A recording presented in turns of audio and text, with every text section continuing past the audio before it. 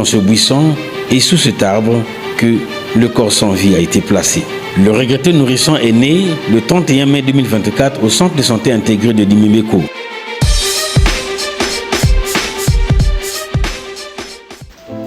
Le 21 juin, une jeune dame de 22 ans aurait causé la mort de son nourrisson de 2 semaines seulement. Selon le voisinage, elle aurait 2 enfants. La première aurait 2 ans. Bonjour, bonsoir, bienvenue dans la petite histoire. Les événements se seraient déroulés à Dolisie, au quartier Pinaré. Responsable de ses 2 enfants, elle aurait pris l'habitude d'enfermer ses enfants dans la maison vers 19 h pour aller chercher de quoi manger, puis revenir que le lendemain. Devenu une habitude, une soirée, le bébé aurait pleuré de 22 h à 4 h du matin. Affaibli par les pleurs et le manque d'alimentation, le nourrisson serait décédé sans que la maman n'attire l'attention du voisinage. Elle se serait débarrassée du corps sans vie du bébé. Après plusieurs interrogations du voisinage sur où se trouvait le corps de l'enfant, la jeune dame aurait vite quitté Dolisie. Après enquête de police, alarmée d'ailleurs par le quartier, elle a été retrouvée. S'en est suivi la reconstitution des faits. Un reportage de la Digital Radio-Télévision nous montre les détails. Une ambiance inhabituelle justifiée par la curiosité de cette couche variée des populations du quartier Pinaré.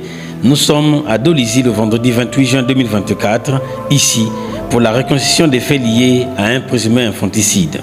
Aux commandes de cette reconstitution des faits, les agents de police du commissariat central de Dolisie. C'est le 21 juin dernier que cette mère de 22 ans aurait posé cet acte répréhensible à la grande tristesse du voisinage. Que s'est-il réellement passé? À en croire la version du voisinage, la mère responsable de 2 enfants, dont un âgé de 2 ans, prenait pour habitude d'enfermer les 2 enfants dans la maison vers les 19 h pour aller chercher de quoi se nourrir avec sa progéniture, puis revenir le lendemain. Pendant que cette habitude grandissait, un soir, le nourrisson de 2 semaines a pleuré de 22 h à 4 h du matin, nous a-t-on révélé. À l'arrivée de la mère, elle a été interpellée par les voisines, condamnant cette mauvaise pratique.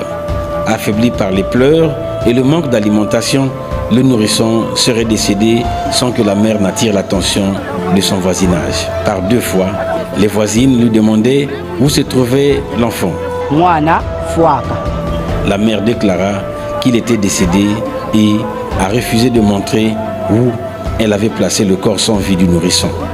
Se sentant en danger, la présumée coupable a quitté la ville de Dolisie pour se retrancher à Dimonika, dans le département du Kwilu.